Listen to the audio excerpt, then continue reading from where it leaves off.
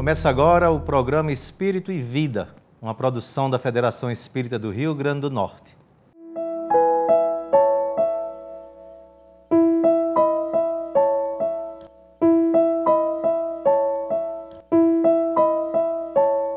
A escuridão é simplesmente ausência de luz. Na escuridão, os objetos se tornam invisíveis aos nossos olhos, mas não deixam de existir nem de ocupar seu lugar no espaço. Nós precisamos de luz para enxergar. Da mesma forma, precisamos de luz para discernir. A luz do sol banha a natureza e acende a vida.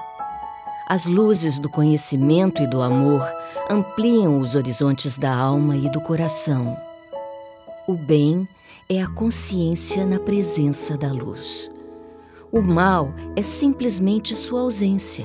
Não é real, é apenas sombra. Iluminar-se significa buscar sabedoria e amplificar a divina capacidade do querer bem. Seja, na recomendação de Mohandas Gandhi, o bem que deseja ver no mundo. Acenda o bem dentro de si. Hoje, a humanidade ainda caminha pela estrada da ignorância espiritual, com honrosas exceções. Mesmo a fé, em alguns momentos, é apenas o reflexo do divino na superfície do ego, como a lua refletida num lago. A imagem da lua ali não deixa de ser algo real, mas não é a verdadeira lua e basta uma leve agitação na água para se desvanecer a ilusão. Deus é a essência. O homem precisa buscá-lo mais no fundo de si, através do despertamento para as questões essenciais da vida, de onde vim, onde estou, para onde vou depois desta paragem, o que me trouxe aqui e com qual finalidade. Sua fé, então, se assentará no reconhecimento da sua pequenez e no atendimento a um chamado para a sua destinação superior. É quando percebe o vazio das coisas, a impermanência da vida material e começa a dar um tipo de felicidade interior que se traduz por paz de espírito, maturidade emocional e lucidez espiritual. O bem se torna sua busca e ser o bem se torna sua meta. Onde quer que você se encontre, procure ser uma luz. Não significa ser grandioso ou extraordinário. Requer apenas que você escolha a verdade, a não violência, a paz, a correção e, sobretudo, o amor. Quando estas luzes se acenderem em sua mente e seu coração, nunca mais haverá escuridão em sua vida. Neste primeiro bloco, iremos falar sobre educação espírita. A educação é um tema constantemente divulgado. Recentemente, uma professora potiguar ganhou projeção nacional ao ser disponibilizado um vídeo pela internet enumerando questões que os governantes estão cansados de saber. Por que será que os mestres são tão desvalorizados em nosso país? Ser professor no Brasil é uma missão? Como será que o Espiritismo analisa este fato? Quem vai conversar conosco sobre esta e outras questões é a vice-presidente da Federação Espírita do Rio Grande do Norte, Sandra Borba. Sandra é professora universitária, palestrante espírita e escritora. Recentemente lançou o livro Saberes Necessários à Tarefa de Evangelização Infanto-Juvenil. Bom dia, Sandra. É missão ser professor no Brasil? Como a doutrina espírita vê essa questão? Nilo e uma missão espinhosa? Prezados telespectadores. Ser professor é uma missão, sem dúvida nenhuma, em qualquer que seja a situação, porque o professor, ele lida com a criatura humana. Toda aquela pessoa que lida com a criatura humana e que, nesse lidar, é capaz de permutar energias, de alguma forma, sensibilizar, de transmitir, enfim, de estimular nessa criatura atitudes, provavelmente até mudanças. Então, claro que a tarefa do ser professor é uma missão, né? No sentido da responsabilidade que todos nós que lidamos com o ser humano possuímos. E, sem dúvida alguma, ser professor no Brasil ou em qualquer país que ainda enfrenta muitas dificuldades sob o ponto de vista da própria organização do sistema, da própria condição de qualidade do sistema, é uma tarefa árdua, como você coloca, espinhosa, mas nem por isso é impossível de ser abraçada com carinho, com responsabilidade, embora reconheçamos a oportunidade sempre das denúncias, das reivindicações e de todos esses processos que ocorrem no sentido de desvelar em relação ao problema dos sistemas de ensino, as suas dificuldades e seus problemas. Afinal de contas, é o sistema de ensino, e em especial o sistema público de ensino, para milhões de crianças, basicamente o único acesso a um saber sistematizado, extremamente necessário para que essas crianças, esses adolescentes e jovens possam ter condições de disputar, por exemplo, uma vaga no mercado de trabalho. Então é importante sempre registrar a necessidade que todos devemos ter no Brasil e em todo o mundo a responsabilidade para com a educação. Não só a educação informal, a educação familiar, mas também a educação sistematizada, formalizada, que é aquela que ocorre no interior do sistema de ensino. Nós todos sabemos que a doutrina espírita foi codificada pelo professor Hippolyte Léon Rivail, Denisard Rivail. Allan Kardec, ele era pedagogo, estudou, participou de uma experiência educacional com o Pestalozzi, não é isso? E tem toda uma produção literária voltada para a pedagogia. Partindo dessa premissa, podemos afirmar que o Espiritismo tem uma relação direta, estreita, com a educação desde o seu princípio?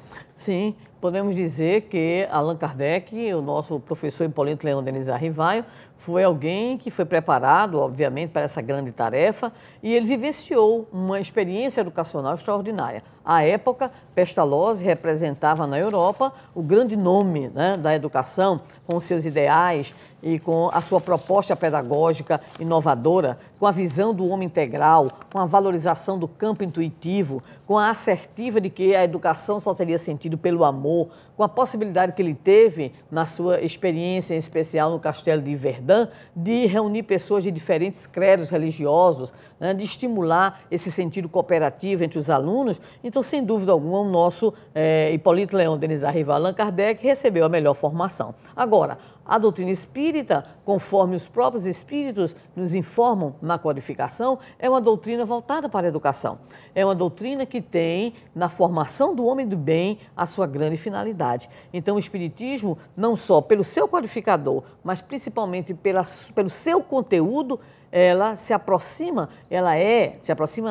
é de fato uma grande proposta educacional, aproximando-se daquilo que nós diríamos hoje, as grandes tendências em educação, voltadas primeiro para uma visão do homem integral, em seguida para a formação de uma cultura de paz e, em terceiro lugar, a doutrina espírita expande essa mesma visão porque situa o homem não apenas como um ser que aqui está, mas como um ser que tem um ontem e tem um amanhã. Ou seja, a filosofia espírita da educação, ela é única, porque vê a perspectiva do espírito imortal, entendendo que a experiência reencarnatória é, por excelência também, uma experiência de ordem educacional. Jesus também tinha, a mensagem de Jesus tinha um caráter eminentemente educativo, não é verdade? Exato, é o companheiro Vinícius, né, Pedro de Camargo, que dizia numa frase que consideramos lapidar e sintética, ele dizia assim: a obra messiânica é obra de educação. E entendemos com os grandes historiadores de educação que o cristianismo, embora não tendo nada escrito, né, mas o cristianismo está envolvido em função da atuação de Jesus entre nós, por aqueles cerca de 3 anos e meio a 4 anos, tudo aquilo está envolvido numa atmosfera pedagógica. Tanto é que Jesus aceita como único título mestre, né? Quando diz mestre, eu sou. Né? E tudo aquilo que ele realiza junto aos seus discípulos e junto à multidão é no sentido de dar o quê? Norte, de mostrar valores, enfim, de chamar dentro dessa visão do educere, de querer trazer de dentro para fora as potencialidades da criatura no sentido da sua melhoria, da sua libertação interior, da sua harmonia. Então, o espiritismo e o cristianismo são obras de educação. Vamos agora a um breve intervalo, não saia daí, voltamos já.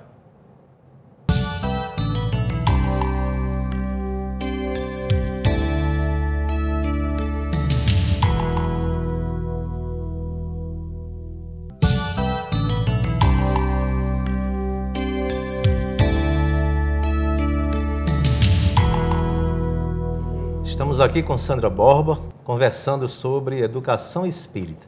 O que você destacaria no livro, que aliás é uma produção sua e da Cláudia Farache. Exato. Esta pequena obra é o resultado de um trabalho que nós realizamos na Federação Espírita do Paraná. Em outubro de 2010, convidadas que fomos, eu e a Cláudia Farache Lemos, tivemos a oportunidade de desenvolver uma atividade muito produtiva com aproximadamente 300 evangelizadores. Ali no grupo, maciçamente de evangelizadores das terras paranaenses, mas alguns também do Rio de Janeiro, Rio Grande do Sul, Santa Catarina, Pernambuco, né? E nós, então, havíamos proposto o tema Saberes Necessários à Tarefa da Evangelização Espírita Infantil Juvenil, por uma questão muito simples. É necessário saber, em primeiro lugar, quem pode evangelizar. E, em segundo lugar, para evangelizar, o que é que nós devemos fazer? Porque não basta apenas que tenhamos aquela boa vontade. Eu vou evangelizar criança, adolescente, jovem. Não é apenas a boa vontade que vai resolver. A boa vontade, ela deve nos conduzir a uma preparação, a uma formação. Então, durante aquele encontro, nós tivemos a oportunidade de discutir, inclusive, algo muito interessante, Nilo. O próprio Jesus falou sobre saberes e a gente foi procurar, a Cláudia foi muito inspirada nesse sentido, nós ficamos alguns dias preocupados em saber onde foi que Jesus falou sobre saberes. E lembramos que certa feita, na conversa que Jesus tem com Nicodemos, em que Nicodemos indaga a ele sobre a salvação e Jesus vai falar para ele acerca da necessidade de renascer da água e do Espírito, ele fica admirado, né, fazendo aquela célebre pergunta, como é que pode um homem velho entrar de novo no ventre de sua mãe? E Jesus faz uma pergunta a Nicodemos que nós usamos como âncora de todo o nosso livro. Como é que, sendo mestre em Israel, desconheces essas coisas? O que significa dizer que para ser mestre em Israel, Nicodemos tinha que ter certos saberes. Tomando essas reflexões de Jesus, nós começamos a fazer a pergunta: que saberes alguém que quer trabalhar na evangelização, essa atividade tão nobre, tem que ter, ou tem que buscar, não é verdade? E aí buscamos também a palavra do próprio codificador, a palavra dos espíritos amigos Emmanuel, André Luiz, de modo especial Joana de Ângeles, Amélia Rodrigues, Bezerra de Menezes, que apontam que o evangelizador é, na verdade, alguém que desenvolve um trabalho muito importante. Falamos aqui não apenas do evangelizador da criança e do jovem, o coordenador do ESD, né? O orientador de reuniões mediúnicas também. E aí, nesse sentido, os companheiros espirituais, bem como o codificador, chamam a atenção para certos saberes, como, por exemplo, o conhecer a psicologia, o conhecer um pouco da pedagogia, ou a preocupação com a literatura, a preocupação com o conhecimento da doutrina espírita, em especial da lei, da reencarnação, ou seja, saberes que devem estar presentes para que nós possamos organizar aqueles momentos que são momentos pedagógicos para que crianças, adolescentes, jovens, adultos, desencarnados, enfim, todos possam encontrar na figura do evangelizador, do dialogador, do monitor de ESD, aquele companheiro seguro que vai auxiliar na formação de conceitos, na criação de um ambiente agradável e no estímulo, principalmente, para que cada um de nós possa assumir a sua condição de espírito em processo de evolução, pelo autoconhecimento e, principalmente, pela autoiluminação. E crianças e adolescentes que não são bobos, não é isso? Não. Que são argutos, digamos assim. Eu pessoalmente tive, na minha certa longa experiência de evangelização, momentos em que a criançada e mesmo adolescentes principalmente fazem perguntas, fazem questões muito duras, muito sérias, muito reflexivas. Então, ninguém pode assumir uma atividade assim. Ninguém, de repente, vai ser médico porque quer, ninguém vai ser dentista porque quer, ninguém vai ser cozinheiro porque quer. Apenas munido de boa vontade. A boa vontade é o primeiro passo para a busca dos saberes. Então, o que nós destacamos nesse livro é principalmente a preocupação com dos benfeitores espirituais em nos afirmarem isso. A boa vontade é muito, mas ela sozinha não resolve. E como é que está sendo a recepção ao livro? Você já deve ter começado a percorrer o Brasil, não é isso? Conforme aconteceu com o nosso primeiro livro, Reflexões Pedagógicas à Luz do Evangelho, nós estamos já com algumas agendas. Então, já fizemos em Pernambuco, vamos voltar depois também para um outro evento, em outra casa espírita, Estamos indo agora para Vitória, daqui a pouquinho estamos indo para Juazeiro, temos também viagem programada para Curitiba de novo, Rio de Janeiro de novo, enfim, é uma programação aí meio extensa e que vai ser este ano e o próximo ano, divulgando, realizando seminários, palestras e sempre que possível, nós duas, eu e a Cláudia, né, no desenvolvimento dessa atividade. Então vamos conversar com aquele candidato a evangelizador. Eu mesmo já tentei, eu mesmo muito empolgado, né, eu quero evangelizar.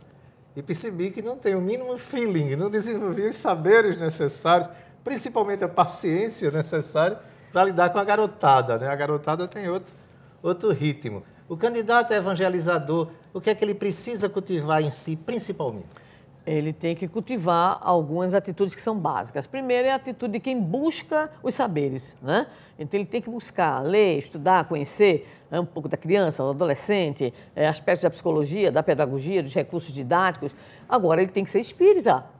Para isso, ele tem que se dedicar muito ao estudo da doutrina espírita, tem que frequentar um ESD, tem que se dedicar à leitura do livro, da codificação, às obras básicas, às obras de apoio e principalmente estar antenado com os processos de formação. Agora há pouco, no mês passado, nós tivemos um encontro estadual com a presença da professora Lúcia Moisés entre nós, que trabalhou tanto com evangelizadores de adolescentes quanto evangelizadores também de infância, em torno da temática aprendizagem na evangelização. Então, hoje o evangelizador, Nilo, ele tem muitos materiais da Federação Espírita Brasileira, materiais da Federação Espírita do Paraná. Sandra, mas há que tornar também essa transmissão do conhecimento uma coisa, digamos assim, atrativa, uma coisa, digamos assim, dinâmica, não é? Para que não se torne aquela coisa chata, não é isso? Exatamente. E isso foi o grande trabalho que a professora Lúcia Moisés fez conosco, né?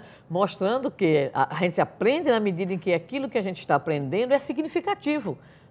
Então, Jesus tinha, conforme Mateus e Marcos revelam, uma preocupação. Ele perguntava assim, que direi eu que é semelhante a essa geração, antes de iniciar os seus discursos ou as narrativas das parábolas, significando que Jesus tinha preocupação com o quê? Com o universo, com as vivências daqueles que o ouviam.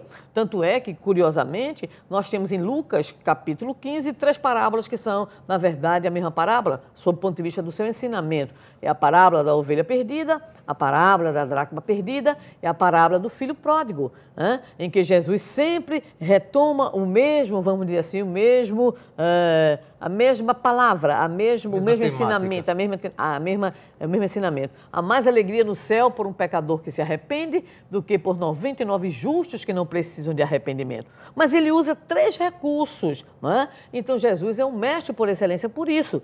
E o que nós estamos sempre procurando nas atividades vinculadas à formação de evangelizadores é exatamente dizer isso. É preciso que o momento, a hora passada, em nome de Jesus, tanto crianças, adolescentes, jovens, adultos, seja alguma coisa prazerosa, significativa, que dê respostas às angústias, não é? E que toque lá dentro, no coração, toque na mente, enfim, que seja um momento de conhecimento, mas de conhecimento prazeroso e de vontade de ali estar. Esse é um grande desafio e essa tem sido uma temática sempre presente nas discussões no trabalho da evangelização. Jesus, o grande pedagogo, para uma sociedade agropastoril, Jesus usava parábolas com referências a rebanhos, com referências a colheitas, etc., né, a semeadura. Chegamos ao fim do nosso segundo bloco. Voltaremos em instante, ainda falando sobre o tema educação. Voltamos já.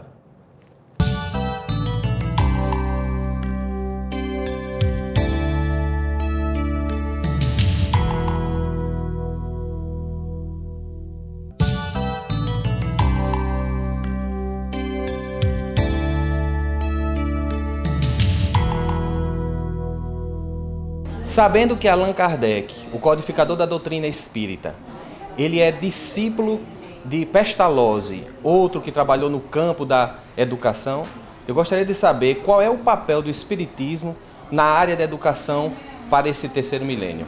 A doutrina espírita é uma doutrina eminentemente educativa, Quem isso afirma é o espírito Lins de Vasconcelos, pela mediunidade de Divaldo Pereira Franco.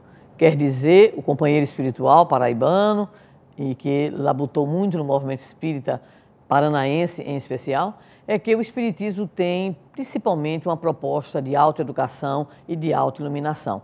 Qualquer pessoa que se coloque como espírita, ela impreterivelmente deverá desenvolver todo um processo interior de autoconhecimento e um exercício permanente em busca do seu processo de autoiluminação. Essa autoiluminação significa a harmonização da criatura com a lei divina ou natural. Então, por excelência, a doutrina espírita é educativa e tem, na sua proposta de formação do homem de bem, a grande finalidade da própria existência e da própria educação. A educação no movimento espírita é igual no colégio ou na universidade? A doutrina espírita, como dissemos, tem uma proposta educativa, mas essa proposta educativa não se insere no campo da chamada educação formal. Ou seja, enquanto proposta, a doutrina espírita se insere muito mais no aspecto da educação não formal, o que significa dizer que são os seus princípios que fecundam uma concepção de educação. São os seus valores que representam um conteúdo daquilo que deve significar uma proposta de educação. Então, se trabalha pedagogicamente a doutrina espírita no próprio lar, através do exemplo, dos conteúdos, das vivências, das orientações, bem como nos chamados espaços educacionais que o movimento espírita possui, de modo bastante específico, a evangelização da criança e do jovem, o estudo sistematizado da doutrina espírita e a educação mediúnica, que são, podemos dizer assim, as áreas mais específicas do chamado ensino espírita. A evangelização infantil, além de contribuir para a formação moral da criança e dos jovens, que tipo de contribuição pode dar mais o Instituto de Evangelização Infantil? O processo de evangelização, inaugurado pelo próprio Cristo, é um processo em que o homem busca nos valores e nos princípios do Evangelho o seu roteiro de vida, de luz e de libertação. Jesus, que se constitui no primeiro grande evangelizador, conforme a narrativa de Mateus, do seu capítulo 28, exorta os discípulos, no momento que ficou conhecido como da ascensão do Senhor, ao trabalho da evangelização, quando pronunciou as palavras ide e ensinai a todas as gentes, ou ide e evangelizai a todas as gentes. Nesse sentido, o trabalho da evangelização é todo e qualquer trabalho em que a criatura busque, pelo seu processo de formação, contribuir primeiramente com a sua autoeducação e secundariamente com o processo de melhoria do mundo, pelo trabalho, pelo exemplo dignificante, pelo exercício das virtudes cristãs. Então, a evangelização não deve ser jamais confundida com um processo de catequese, de imposição de valores, porque assim Jesus não procedeu. Como fazer para conquistar o nosso filho, adolescente, para frequentar a escola de evangelização? As casas espíritas, elas se organizam geralmente em atividades. E essas atividades, elas são diversas. Mas uma atividade nesse sentido nos chama muita atenção, que é a evangelização infanto-juvenil, que é nada mais, nada menos do que um momento planejado, sistematizado, organizado, em que se procura levar a mensagem do Evangelho de Jesus à luz da doutrina espírita para crianças, adolescentes e jovens. Então, é só procurar a casa espírita, onde o nosso companheiro, o nosso ouvinte, o nosso telespectador aí esteja interessado. Então, procura saber se a casa tem a evangelização. Procura o seu coordenador ou um evangelizador e aí, então, vai conversar sobre essa atividade. A atividade é aberta, os horários são muito variados, cada casa espírita tem essa variedade de conformidade com a sua própria organização e o principal é que os pais se envolvam cada vez mais nesse trabalho, porque a casa espírita ela não vai resolver o problema da evangelização e da educação moral de ninguém, mas ela é, através do seu setor de evangelização, um braço extremamente vigoroso no sentido de colaborar com o quê? Com estudos, com vivências, com a ambientação que vai proporcionar a crianças, adolescentes e jovens um ambiente muito saudável e principalmente ideias fecundas, valores, e tudo isso redundará, temos a plena certeza,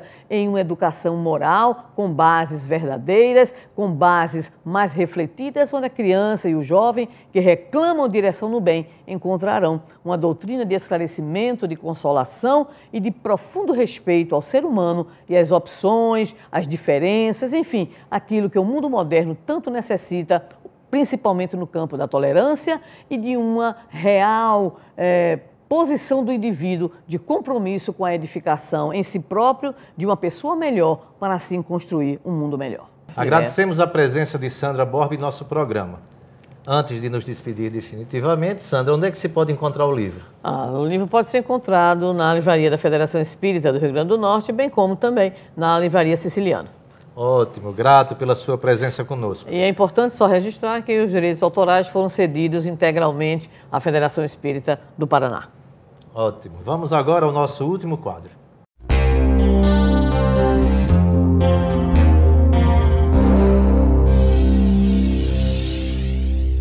Quando o codificador da doutrina espírita, Allan Kardec, nos alertou da necessidade de amar e de nos instruirmos, sabia ele da grandeza da educação.